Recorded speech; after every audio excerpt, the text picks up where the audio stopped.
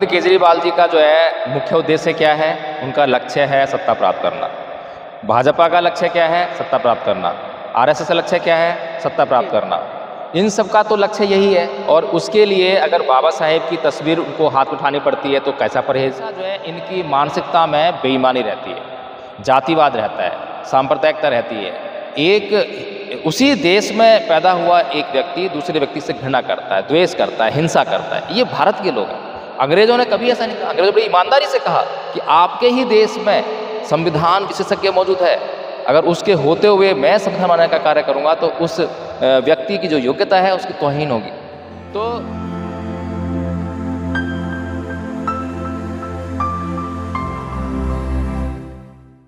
नमस्कार, आप देख रहे हैं एनबी न्यूज़ 24/7 नीलम पोत के साथ। साथियों, कल पूरे भारत देश में गणतंत्र दिवस बड़ी धूमधाम से सेलिब्रेट किया जा रहा था। अगर मैं गणतंत्र दिवस की बात करूं कि जनता का शासन जनता के द्वारा जनता के लिए, लेकिन आज जिस तरह से देश में सिनेरियो बना हुआ है, आप सभी जानते हैं कि आज देश के हालात किस तरह से हैं, और खासकर जिस देश का संविधान जो कि डॉक्टर भीमराव अम्बेडकर ने लिखा, उनके प्रति आज लोगों की मानसिकता क्या है। साथियों, मैं इस विषय पर इसलिए बात कर रही हूँ क्योंकि कल जब पूरे भारत देश में कहीं ना कहीं संविधान की बातें हो रही थी, बाबा साहब की बातें हो रही थी, हमने देखा कि राजपथ से जो परेड है वो भी निकल रही थी। उसी कड़ी में पंजाब से एक ऐसी खबर आई जिसने कि कहीं ना कहीं मानवता को भी शर्मसार कर दिया। जी हाँ साथियों, अमृतसर, वही अमृतसर जहाँ पर स्वर्ण मंदिर है, और जब स्वर्ण मंदिर के द्वार पर हम जाते हैं उससे पहले जो मार्केट है अमृतसर की, उसमें एक विशाल बाबा साहब की प्रतिमा लगी हुई है। नीचे पूरा का पूरा पार्लियामेंट है, उसकी एक डम्मी तैयार की गई है, उसके ऊपर एक संविधान है, और उसी संविधान के ऊपर परम पूज्य बाबा साहब की एक विशाल प्रतिमा लगी हुई है, जिसमें कि हम अक्सर देखते हैं कि बाबा साहब की जो उंगली है संसद की तरफ इशारा करती है। उसी प्रतिमा को कल कुछ तथाकथित असामाजिक तत्वों ने तोड़ने का प्रयास किया। तो इसी विषय पर चर्चा करने के लिए मेरे साथ में एडवोकेट जय भीम प्रकाश जी है। सर, जानना चाहूँगी कल जिस तरह से यह शर्मसार घटना हुई, क्योंकि हम देख रहे हैं कि पंजाब में अरविंद केजरीवाल की सरकार है, और जिस तरह से लगातार वो दिल्ली में बाबा साहब का नाम ले लेकर उनकी तस्वीरें उठा कर जय जयकार कर रहे हैं और अपने आप को बाबा साहब का अनुयायी बता रहे हैं, लेकिन वही पंजाब में उनकी सरकार की पनाह में उसकी नाक के नीचे बाबा साहब की मूर्ति दिन दहाड़े तोड़ने का प्रयास किया जाता है। तो क्या कहेंगे इस पर? देखिए नीलम जी, ये जो घटना घटी है इसके लिए शासन प्रशासन तो जिम्मेदार है ही जी, लेकिन जो लोग जिम्मेदार लोग होते हैं, समझदार लोग होते हैं, वे दूसरों को दोष देने के बजाय अपने दोष ढूंढते हैं कि हमारा क्या दोष रहा। जी, हम अपने दोष तो देखेंगे ही, उनको तो ढूंढेंगे ही और उन पर काम भी करेंगे, लेकिन जो लोग मूर्ति को तोड़ना चाहते हैं, जो लोग नहीं चाहते कि बाबा साहेब की प्रतिमा जो वहाँ पर स्थापित हो, तो उनको जो है ऐसा करने के लिए कारण भी बताना चाहिए कि आखिर उनके पास ऐसा कौन सा कारण है जिस कारण से वो ये नहीं चाहते हैं कि बाबा साहेब की प्रतिमाएं इस देश में लगे। जी, अगर मैं पटेल की बात करूं, जिनकी सबसे ऊंची मूर्ति जो है इस देश में लगी हुई है, विश्व की सबसे ऊंची मूर्ति है, अगर उनकी बात करूं तो उन्होंने इस देश के किस वर्ग के लिए क्या कहा, तो उनसे एक वर्ग खुश होता है तो दूसरा वर्ग नाराज भी होता है। उन्होंने जो है बाबा साहब डॉक्टर भीमराव अम्बेडकर को यहाँ तक कह दिया कि अम्बेडकर जो है संसद सभा में अब दाखिल नहीं हो सकते हैं, मैंने दरवाजे नहीं बल्कि खिड़की और मोगली तक बंद कर दिए हैं जी, अब वो किसी भी सूरत में इस संविधान सभा में प्रवेश नहीं कर सकते हैं। तो अगर उनके इस स्टेटमेंट को देखा जाए तो उनसे जो है शिकायत हो सकती है देश के लोगों को। जो देश के लोग ये चाहते हैं कि बाबा साहेब जो कि विश्व के सर्वोत्कृष्ट संविधान जानकारों में से एक हैं, और संविधान बनाने की जिम्मेदारी बाबा साहेब को क्यों दी गई, इसके पीछे भी एक ऐतिहासिक कहानी है। क्योंकि इस देश के जो लोग थे, इस देश के जो राजनीतिज्ञ थे, गांधी जी, पटेल जी, नेहरू जी, इनको जो है बाबा साहेब की योग्यता के बारे में नहीं पता था, और बाबा साहेब को जो है ये संविधान सभा में भीतर प्रवेश करने से बल्कि रोक रहे थे, किसी भी तरीके से वे वहाँ ना पहुँच जाएं, इस बात का वो इंतजाम कर रहे थे। लेकिन ये संविधान जो है, जो आरएसएस कहती है कि ये संविधान हिंदू विरोधी है, ये अभारतीय है, ये कॉपी पेस्ट है, तमाम तरह के लांछन जो है इस संविधान के ऊपर लगाती है। लेकिन मैं यहाँ बता दूँ कि नेहरू जी क्या सोच रहे थे संविधान बनाने के बारे में। संविधान के लिए उन्होंने जो है इंग्लैंड में कोई संविधान विशेषज्ञ थे, अंग्रेज थे, उनको न्योता भेजा। अपनी बहन को जो है कहा, उनकी बहन जो है वहाँ रहती थी इंग्लैंड में, तो उनके जरिए संदेश भिजवाया कि आप जाकर उनसे मिलिए, भारत का संविधान लिखना है। और उनको जो है इस बात के लिए निमंत्रण दीजिए। जब उनकी बहन वहाँ उनसे मिलने गई तो उन्होंने बड़ा आश्चर्य व्यक्त किया कि आपके ही देश में विश्व का सबसे अच्छा संविधान विशेषज्ञ मौजूद है, अगर उसके होते हुए मैं संविधान आपका बनाने का काम करता हूँ तो ये जो है योग्यता पर एक प्रहार होगा, योग्यता की तौहीन होगी। वो अंग्रेज़ कह रहे हैं। अंग्रेज़ों ने ये नहीं कहा कि चलो हम इनका संविधान बना देते हैं, हम अपने अगर इनका संविधान बनाएंगे तो हम उसमें कुछ अपना डाल देंगे। अंग्रेज़ों ने ऐसा नहीं कहा। अंग्रेज़ पूरी तरह से ईमानदारी दिखा रहे हैं, लेकिन ये भारत के ही लोग थे जो हमेशा जो है इनकी मानसिकता में बेईमानी रहती है, जातिवाद रहता है, सांप्रदायिकता रहती है। एक उसी देश में पैदा हुआ एक व्यक्ति दूसरे व्यक्ति से घृणा करता है, द्वेष करता है, हिंसा करता है। ये भारत के लोग हैं। अंग्रेज़ों ने कभी ऐसा नहीं कहा। अंग्रेज़ों ने बड़ी ईमानदारी से कहा कि आपके ही देश में संविधान विशेषज्ञ मौजूद है, अगर उसके होते हुए मैं संविधान बनाने का कार्य करूँगा तो उस व्यक्ति की जो योग्यता है उसकी तौहीन होगी। तो जब जो नेहरू जी की बहन है, उन्होंने ये बात सुनी तो उन्होंने नेहरू जी को वापस बात बताई कि इस तरीके से वो कह रहे हैं, तो बड़े आश्चर्यचकित हुए कि भाई वो कौन है। तो पता लगा कि वो डॉक्टर अम्बेडकर है। तो जब ये बात पता लगी कि डॉक्टर अम्बेडकर जो है दुनिया के संविधान विशेषज्ञों में महत्वपूर्ण स्थान रखते हैं, तो नेहरू एंड कंपनी ने फिर ये सोचा कि भाई उनको तो हम हरा चुके हैं, उनको तो हमने संविधान सभा में आने से ही वंचित कर दिया है। उन्हीं की तो करतूत थी कि संविधान सभा में नहीं आ रहे थे। तब उन्होंने जो है गांधी से मंत्रणा करी।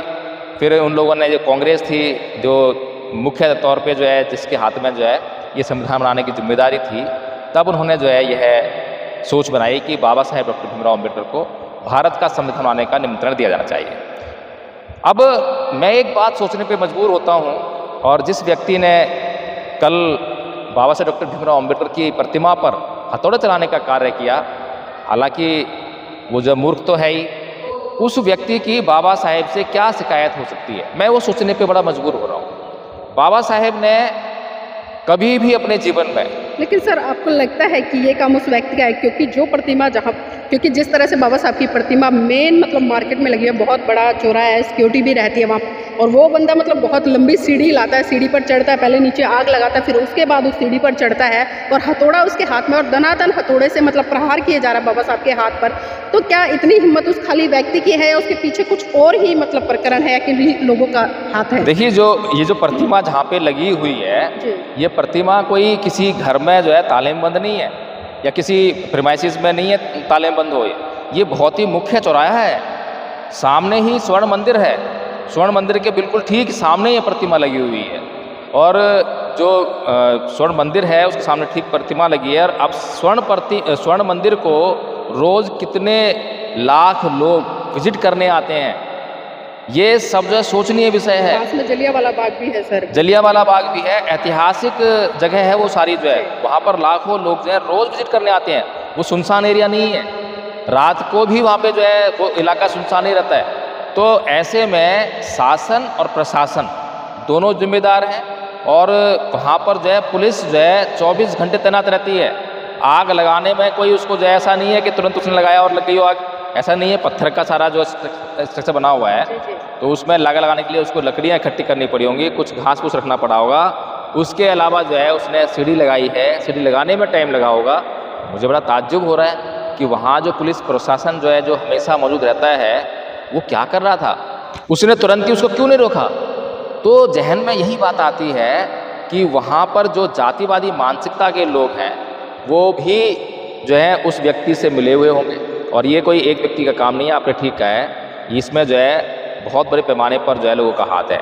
वहीं पर जहाँ कल की गणतंत्र दिवस की परेड में बाबा साहेब की एक प्रमुखता से झांकी भी निकाली गई, बाबा साहेब को जो है संविधान के साथ में वहाँ पर राजपथ जो कि अब कर्तव्य पथ हो गया है, वहाँ पर जो है उनकी बहुत अच्छी प्रतिमा, सुंदर प्रतिमा बनाई गई है फूलों से, या जैसे भी जो है कॉन्स्टिट्यूशन के बीच में जो है जी। तो वहाँ पर जो है कल विश्व स्तर पर जो है उनको जो है इतना सम्मान दिया जा रहा था राष्ट्र के द्वारा। हालांकि कल जो हमने परेड देखी उसमें हमें सांप्रदायिकता के एहसास हो रहा था कि जो पूरी की पूरी परेड थी उसमें सांप्रदायिकता साफ साफ नज़र आ रही थी। जो प्रदेश अपनी झांकियाँ लेकर आ रहे थे तो उसको कल्चर के नाम पर जो है जो हिंदूकरण किया गया उनका जो है, किस तरह से उन्होंने अपने देवी देवताओं को जिनको अगर हम इंटरनेशनल लेवल पर लोगों के सामने प्रस्तुत करें तो वहाँ पर जो है वो पागल साबित होंगे। इस देश को पहले से ही विदेशी लोग जो हैं सांप सपेरों का देश कहते हैं, लेकिन ये आरएसएस के लोग इतने बुद्धिहीन लोग हो चुके हैं जिनको इतनी शर्म लिहाज नहीं आती है कि आप किसी को प्रोड्यूस कर रहे हो विश्व के सामने, तो आप कम से कम ये तो सोच लीजिए कि अगर वहाँ से कोई प्रश्न आएगा तो आप उसका जवाब कैसे दोगे। हाँ सर, ये तो बात हुई आरएसएस की हुई, या कल जिस तरह से राजपथ पे जो परेड निकली उसकी बात हुई, क्योंकि हमने देखा कि तमाम जितने भी स्टेट की झांकियाँ निकल रही थी, अभी आपने उसको से रूबरू करा दी, मैं उस पर चर्चा नहीं की। लेकिन मैं बात करूँ मेन मुद्दे पर, कल पंजाब में बाबा साहब की मूर्ति तोड़ने का प्रयास किया गया। पंजाब में केजरीवाल की सरकार है और अभी दिल्ली में भी चुनाव चल रहे हैं, और वही केजरीवाल और उसके तमाम विधायक उनके मंचों पर हम देख रहे हैं कि बाबा साहब की जो बड़ी बड़ी मतलब तस्वीरें भी लग रही है, बाबा साहब के नारे भी लग रहे हैं और वो गुणगान भी कर रहे हैं। और अभी हम एक चीज़ और देख रहे हैं सर, अभी पिछले दिनों जिस तरह से संसद में जो अमित शाह के द्वारा स्टेटमेंट दी गई है, जिस तरह से पिछले दिनों अरविंद केजरीवाल ने अपने ही मंत्री जो कि राजेंद्र पाल गौतम है 22 प्रतिज्ञाओं के प्रकरण पर उनको बाहर निकाल दे, लेकिन आज भी कहीं ना कहीं बहुजन समाज से आने वाला तबका आज भी उनके झंडे और डंडे उठा रहा है। सर उनके लिए क्या कहिए, मेरा सवाल ये था। देखिए, अरविंद केजरीवाल जी का जो है मुख्य उद्देश्य क्या है, उनका लक्ष्य है सत्ता प्राप्त करना। भाजपा का लक्ष्य क्या है, सत्ता प्राप्त करना। आरएसएस का लक्ष्य क्या है, सत्ता प्राप्त करना। इन सब का तो लक्ष्य यही है, और उसके लिए अगर बाबा साहेब की तस्वीर उनको हाथ में उठानी पड़ती है तो कैसा परहेज। अगर अमित शाह जो है संसद में ये जो कहते हैं कि जय भीम बोलना जो है फैशन हो गया है, बाबा साहेब का नाम लेना फैशन हो गया है, संविधान उठाना हाथ में जो फैशन हो गया है, तो मैं ये कह रहा हूँ कि वो जो है गलत नहीं कह रहे हैं, वो सही कह रहे हैं। वो इस देश के बहुजन समाज जिसके ऊपर बाबा साहेब को सम्मान देने की जिम्मेदारी है, उसकी आंखें खोलने का काम करते हैं। अमित शाह को हम जानते हैं कि अमित शाह, मोदी जी, योगी जी, ये तो आरएसएस के आदमी हैं। ये लोग जो है बाबा साहेब को कभी सम्मान नहीं देंगे। हम उनसे कैसे अपेक्षा कर सकते हैं कि वो सम्मान करें? हम अपेक्षा नहीं कर सकते, लेकिन हम जिनसे अपेक्षा कर सकते हैं, जिनसे हमें अपेक्षा करनी चाहिए कि उन्हें सम्मान करना चाहिए, वो है बहुजन समाज। क्या बहुजन समाज वास्तव में बाबा साहेब का सम्मान कर रहा है? ये सोचने वाली बात है। अगर बहुजन समाज सब कुछ जानते हुए भी अरविंद केजरीवाल जी को वोट करता है, ये जानते हुए भी कि अरविंद केजरीवाल जी जो है आरक्षण विरोधी हैं, आरक्षण का विरोध करने वाली आरएसएस है और आरएसएस की मानसिकता के केजरीवाल जी हैं, उसके बावजूद जो है उनको वोट करता है। बाबा साहेब की 22 प्रतिज्ञाएं लेने पर वो जो अपने मंत्री को इस्तीफा देने पे मजबूर करता है। फिर जो गुजरात का कैंपेन चलता है उसमें जाके बोलता है कि भारत की करेंसी पर लक्ष्मी गणेश की फ़ोटो आनी चाहिए। ये सब कुछ साफ साफ दिखाई दे रहा है कि अरविंद केजरीवाल जो है इस देश का जो ऐसा व्यक्ति है जो लोगों को मूर्ख बना रहा है। उसको जो है इस देश के कल्याण से कोई लेना नहीं है, इस देश के लोगों का भला होगा, अच्छा होगा, कोई लेना नहीं है। ये तो सभी को दिखाई दे रहा है। अरे भाई, अगर लक्ष्मी गणेश की फ़ोटो अगर आप उसको लेकर आओगे तो आप उसको साबित कैसे करोगे? What is this? क्या है ये? है अभी जो कल हमने जो गणतंत्र दिवस की जो रैली निकली, उसमें कर्नाटक की जो रैली वो थी, क्या नाम है, जो परेड थी, झांकी थी, उसमें गणेश जी की वो बनाई हुई है जो है स्टैचू जो है। अब अभी ज़्यादा टाइम नहीं हुआ है जब बाहर जो है प्रधानमंत्री मोदी जी गए विदेश में और उन्होंने कहा कि सबसे पहली सर्जरी जो है विश्व की भारत में हुई थी गणेश जी की, जिस पर कि इस देश की थू करा के आए थे बहुत बुरी तरह से। अब यही सवाल जो है अगर विदेशी पूछें कि भैया क्या है कि इंसान की गर्दन पर एक हाथी गर्दन फिट हो सकती है क्या, ये जो सवाल जब उठेंगे तो इनके सवालों को जवाब आप कैसे दोगे? आप साइंटिफिकली कैसे कह पाओगे? क्या आपके देश के साइंटिस्ट ये प्रूव करते हैं क्या? आपके देश के साइंटिस्ट कभी भी इस बात को नहीं कहेंगे, ना कहते हैं। बस ये आपकी भावनाएं हैं, आपकी आस्था की बात है। सर ये बातें लगातार उठती हैं, लोग किताबों में लिखते हैं, ट्वीट भी करते हैं और सोशल मीडिया के जितने भी प्लेटफॉर्म में लगातार सवाल उठता है। लेकिन आज भी कहीं ना कहीं जो भारत की जनता है वो मानने में बहुत ज़्यादा जोर दे रही है, जानने की तरफ बढ़ नहीं रही है, क्योंकि इस तरह के तमाम मुद्दे लगातार उठते हैं। जब हम देखते हैं इस तरह के प्रकरण आते हैं तो ये मुद्दे मुंह खोलकर खड़े हो जाते हैं और चर्चाएं भी होते हैं। लेकिन फिर कहीं ना कहीं इस देश के लोग उसी संस्कृति, उसी आस्था, उसी विश्वास, उसी पाखंड में जकड़े नजर आते हैं। लेकिन अभी जाते जाते मैं आपसे एक आखिरी सवाल लेना चाहूँगी। दिल्ली में चुनाव चल रहे हैं, मुद्दों की राजनीति गरमाई और खासकर बहुत सारी जो राष्ट्रीय पार्टियां हैं अपने अपने तरीके से चुनाव प्रचार कर रही हैं, मतलब हर कोई मुफ्त मुफ्त मुफ्त मुफ्त की बातें कर रहा है। तो एक सवाल आपसे ये है, क्योंकि आप पढ़े लिखे हैं, समझदार हैं, एडवोकेट भी हैं, धर्म की भी जानकारी रखते हैं, राजनीति की भी जानकारी रखते हैं, जो ये मुफ्त है, ये मुफ्त का कॉन्सेप्ट क्या है सर? ये सीधी सी बात है। आप किसी भी आदमी से जो कहता हो कि हमें केजरीवाल जी मुफ्त दे रहे हैं, तो उनसे एक सवाल कीजिए कि केजरीवाल जी मुफ्त कहाँ से दे रहे हैं? क्या वो उनके कोई फैक्ट्री लगी है? कोई धंधा करते हैं, बिजनेस करते हैं, जिससे उनको इनकम आ रही है और वो जनता को जो है मुफ्त दे रहे हैं।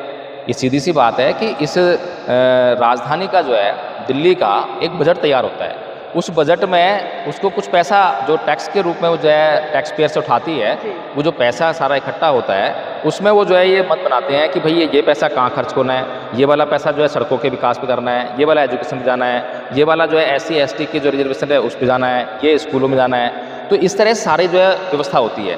अब उस व्यवस्था में से अब जो मुफ्त दे रहे हैं, वो जो सड़कों के लिए पैसा आया है तो सड़कें नहीं बनेंगी आपकी, वहाँ से कुछ पैसा निकाल लिया। अब जब वहाँ से पैसा निकालेंगे तो वो वाला विकास रुक जाएगा। एजुकेशन पे जो पैसा खर्च करना है वहाँ से पैसा निकाल लेंगे, उसको आपको दे देंगे जो है। अब फ्री खाली इतना ही नहीं है कि 2100 रुपये फ्री दे रहे हैं। DTC में जो है आपकी महिलाओं की यात्रा फ्री है, बिजली फ्री है, पानी फ्री है। अब मुझे बताइए क्या DTC बस जो है क्या पानी से चल रही है क्या, और पानी भी क्या फ्री मिल रहा है क्या? स्कूल में जो बच्चे जा रहे हैं सर, उनका तो टिकट लगता है, जो बॉयज़ हैं बिल्कुल उनके लिए करना अब ईमानदारी वाली, हाँ ईमानदारी वाली बात देखिए ना, अगर ऐसा ही हो तो छात्रों को जो है इनको मुफ्त करना चाहिए, लेकिन छात्रों को टिकट मुफ्त नहीं करेंगे क्योंकि छात्र वोटर नहीं है, यानी कि इनका टारगेट जो है सीधा वोटर पे है। और जबकि चुनाव आयोग का जो आचार संहिता है उसमें साफ साफ कहा जाता है कि अगर कोई भी चुनाव लड़ने वाला प्रत्याशी अगर किसी को प्रलोभन लेगा तो वो जो है आचार संहिता का उल्लंघन होगा। तो क्या ये जो है एक तरह से प्रलोभन नहीं है? कोई 2100 दे रहा है, कोई 2500 दे रहा है, चुनाव आचार संहिता का उल्लंघन नहीं है। इसको नीति के तहत लिखाते हैं कि ये जो है उनकी घोषणा है ना। अब ये घोषणा जो है 2100 रुपये का जो है तुम जो दे रहे हो वो हर एक महिला को दे रहे हो, उसमें कोई आपने कैटेगराइजेशन नहीं किया कि कौन सी ज़रूरतमंद महिला है, विधवा है या फिर मतलब गरीब है, कोई। हाँ, तो ये मतलब कुल मिलाकर यह है कि वोटर्स को टारगेट कर रहे हैं। ये इस जो राजधानी की जो क्या नाम है विकास है, जो उसको टारगेट नहीं कर रहे हैं कि विकास कैसे होगा। विकास के नाम पर तो कोई इनके पास योजना नहीं है। जिस आधार पर केजरीवाल जी सरकार बनाकर आए, उन्होंने कहा था कि जन लोकपाल बिल लेकर आएंगे, अब उसकी कोई चर्चा आपको सुनाई नहीं देगी। ना कोई टीवी का एंकर जाके उनसे सवाल करता है कि भाई आपका जन लोकपाल बिल कहाँ है। अब तो आपकी फुल फ्लैश सरकार है। पहली जो सरकार बनी थी कांग्रेस के साथ में जो उन्होंने बनाई थी, 14 दिन चली थी जो, वो इसी आधार पर गिराई उन्होंने कि कांग्रेस वाले नहीं चाहते कि जन लोकपाल बिल पास हो, इसीलिए हम जो सरकार गिरा रहे हैं। एक मुद्दा था ना बड़ा वाला, कहाँ है जन लोकपाल। उसके अलावा नीलम जी ठेकेदारी प्रथा पे आए थे कि हम ठेकेदारी प्रथा को समाप्त करें। बताइए, एक नौकरी जिन्होंने जो पक्की नहीं करी है। हॉस्पिटल में जाइए तो वहाँ पे गार्ड्स में प्राइवेट नौकरी कर रहे हैं, और जो वार्ड बॉय वगैरह हैं सारे प्राइवेट जॉब भरी हुई है इन्होंने जो है। DTC में आपके जो ड्राइवर कंडक्टर सारे प्राइवेट कर रहे हैं। होम गार्ड जो है, सिविल डिफेंस वाले सारे प्राइवेट जॉब पे ही हैं, सारे ठेकेदारी प्रथा के अंतर्गत। एक भी जॉब जो है वो सरकारी नहीं है। अब ये बताइए, ये जो पार्क है ये सरकारी पार्क है, सरकारी पार्क है नहीं है। अब इसमें जो यहाँ पर जो कोई भी काम करने वाला जो आदमी है, मान लीजिए कि ये जो स्ट्रक्चर बन रहा है ना यहाँ पर जो है, ये किसी ठेकेदार को दिया होगा। अब ये ठेकेदार को दिया है, उसके अंतर्गत में यहाँ पे जो है कोई मजदूर काम करेगा। मजदूर की जो है झाड़ी क्या है, वो 300 रुपये है। अब वो जो काम कर रहा है वो काम क्या है, वो सरकारी काम है प्राइवेट काम है? बताइए आप मुझे। सरकारी काम है तो सरकारी नौकरी करना चाहिए ना, सरकारी नौकरी पर होना चाहिए इसको, लेकिन सरकारी नौकरी पे नहीं आएगा। तो कुल मिलाकर ये है कि केजरीवाल जी हों, चाहे वो BJP हो, चाहे वो कांग्रेस हो, उनका एक ही एजेंडा है कि किस प्रकार से जो है ये जो जनता है इसको मुद्दों में भटकाया जाए, और इसका जो असली मुद्दा है रोजगार का, असली मुद्दा है शिक्षा का, उसके भटकाना है। अभी कितनी जगह हम जाते हैं, रोड टूटे फूटे पड़े हैं, सालों साल हो गए हैं, रोड की जो है कोई देख रेख नहीं है। और शिक्षा का स्तर मुझे बता दीजिए। अभी पीछे भी एक RTA लगाई किसी ने कि भाई दावा कर रहे थे केजरीवाल जी कि हमने जो है विदेश में लोगों को पढ़ने भेजा है, बच्चों को जो है, तो उसमें निकल के आया कि 2 बच्चे भेजे अब तक जो है विदेश में पढ़ने के लिए, जिसमें से एक बच्चा जो है किसका है, एक जो है राखी बिरला का भतीजा है, बताइए, और दूसरा बच्चा भी किसी विधायक का रिश्तेदार है। ये इनका जो है वो ईमानदारी सिस्टम चल रहा है। लेकिन प्रॉब्लम ये है कि आजकल जो जनता है, जनता का अपना कोई मत नहीं है।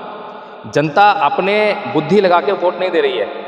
जनता के उस बुद्धि को प्रभावित करने के लिए मीडिया है, और जो मीडिया कहती है, जो मीडिया दिन रात चिल्लाती है, उससे उनका दिमाग प्रभावित होता है। अब लोगों को दिखाई दे रहा है कि ये जीतेगा नहीं, इसको वोट देके क्या करेंगे, गड्ढे में डाल, ये सोच तक बन गई है। लोगों को जो है लोकतंत्र की वैल्यू नहीं मालूम है कि वो जो है किस तरीके से जो है वो ये देखें कि भाई अब केजरीवाल जी जो है कहते थे कि आम आदमी को चुनाव लड़ाएंगे। मुझे बताइए कि कौन सा आम आदमी चुनाव लड़ रहा है? आम आदमी का मतलब ये है कि ये बच्चा बैठा हुआ है यहाँ पर, ये बच्चा जो है, ये संविधान जो है इस बच्चे को अधिकार देता है कि ये भी इस देश का प्रधानमंत्री बन सकता है, ये भी इस देश का जो है MLA बन सकता है, MP बन सकता है। अब इससे पूछो कि भाई चुनाव लड़ेगा क्या, तो इसके जहन में सीधे से एक बात आएगी, करोड़ रुपये कहाँ से लाऊंगा, चुनाव में खर्च काज करूँगा। अब बताइए, ये चुनाव, ये लोकतंत्र जो है पैसे वालों का तंत्र है। आज कितने एमएलए एमपी ऐसे हैं जो आपके गरीब लोग हैं, संसद में कितने सांसद ऐसे हैं जो गरीब हैं। आज गरीब आदमी कहीं दिखाई नहीं दे रहा ना, और ये जो गरीब हैं, ये सारा दोष इन गरीबों का है, क्योंकि वोट तो इनका है। इस देश में केवल 5 या 10% लोग अमीर हैं, बाकी तो 90% जनता तो गरीब है। अभी जो 90% जो जनता है, गरीब जनता, ये अपने अधिकारों को नहीं समझ पाती है, ये अपने अधिकारों को अमीरों को सौंप देती है हर बार। और इसी कारण से जो है फिर वही वाली बात होती है। मैं एक बार कहानी सुनाता हूँ हर बार जो है, कि स्टालिन अपनी संसद में गया और वहाँ पर जो है एक मुर्गे को ले गया, उसके पंख जो है उसने फाड़ दिए, वहाँ से जो है छोड़ दिए उसके पंख जो है, और उसके बाद उसको जो है नीचे छोड़ दिया और एक मुट्ठी दाना लेकर जो है वो बिखेरते चला गया, और मुर्गा जो है उसके पीछे पीछे जा रहा है। तो यही हाल जनता का है। जनता जो है अपने असली मुद्दों से भटक जाती है। 2100 रुपये दिखाई दे रहे हैं, लेकिन बच्चों की शिक्षा अगर अच्छी मिल जाए, क्वालिटी की मिल जाए। चलिए ठीक है सर, आप हमारे साथ में जुड़े, बहुत बहुत धन्यवाद, क्योंकि बहुत लेंथी चर्चा हो गई और आपने तमाम मुद्दों की बात की, आपने रोजगार की बात की है, पढ़ाई की बात की है, स्वास्थ्य की बात की है। लेकिन विडंबना यही है कि जिस तरह से कल लोकतंत्र की खूबसूरती में गणतंत्र दिवस को सेलिब्रेट किया, लेकिन आज भी भारत के लोग उस गणतंत्र की खूबसूरती को नहीं समझ पा रहे, उस लोकतंत्र की खूबसूरती को नहीं समझ पा रहे। एक आम आदमी भी किस तरह से चुनाव लड़ सकता है, भारत के संविधान में सुनिश्चित किया गया है। लेकिन विडंबना है कि आज भी कहीं ना कहीं जो भारत के लोग हैं वो देखते हैं कि कौन पैसे वाला हमारे बीच में आ रहा है, कौन किस धर्म का रक्षक हमारे बीच में आ रहा है, कौन किस जाति का व्यक्ति हमारे बीच में आ रहा है। इसी आधार पर आज भी भारत के लोग वोट करते हैं। तो अभी दिल्ली में वर्तमान में विधानसभा के चुनाव है, और जिस तरह से तमाम पार्टियां लुभावने वादे छोड़ रही है, तो जनता को एक सवाल करना चाहिए कि पिछले 5 साल में जो भी सरकार रही है, अगर मैं वर्तमान की बात करूं, पिछले 10 साल से यहाँ पर आम आदमी पार्टी की सरकार है। आप पूछिए उनसे कि उन्होंने शिक्षा के क्षेत्र में क्या काम किया, जो सरकारी अस्पताल में उनमें क्या काम किया। और जिस तरह से जो रोजगार की बात करते थे, वो कहते थे कि हम कई करोड़ जो रोजगार है वो युवाओं को देने का काम करेंगे, लेकिन आरटीआई लगाई गई है। इसमें भी अब तक पिछले 11 साल में सिर्फ 12,000 नौकरी दिल्ली सरकार ने देने का काम किया, जहाँ की लाखों की संख्या में नौकरियां मिलनी चाहिए थी। तो साथियों, वोट आपका अधिकार आपका है, इस वोट का इस्तेमाल आप सही दिशा में करें। यही लोकतंत्र की खूबसूरती है, वरना फिर आप अगले 5 साल तक चिल्लाते रहेंगे कि ये सरकार आई, इसने हमारे बच्चों के भविष्य को खराब कर दिया, हमारे भविष्य को खराब कर दिया, हमें रोजगार नहीं मिल रहे हैं। तो वोट आपका है, अधिकार आपका है, इसको सही इस दिशा में इस्तेमाल करें और लोकतंत्र की खूबसूरती को समझें।